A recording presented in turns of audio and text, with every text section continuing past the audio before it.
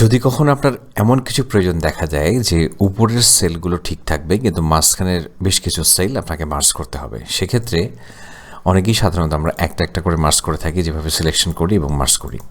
কিন্তু আমাদের এভাবে একটা একটা করে মার্জ করতে হবে না। আমরা চাইলে খুব সহজেই সেই কাজটি করতে পারবো।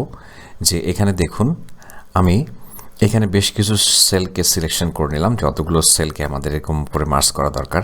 জাস্ট এখানে মার্জ অ্যান্ড সেন্টার এখানে ক্লিক করে এখানে মার্জ অ্যাক্রস এখানে ক্লিক করলে দেখুন প্রত্যেকটা সেল এরকম করে মার্জ হয়ে যাবে, একটা একটা করে করতে হবে না। আরেকটা ওয়ে আমি দেখাচ্ছি, যদি একটি সেলকে আপনি এরকম করে মার্জ করেন এবং তারপর জাস্ট এটাকে ড্র্যাগ করে দেন, তাহলে সবগুলো সেল এভাবে মার্জ হয়ে যাবে, আপনাকে একটা একটা করে করতে হবে না।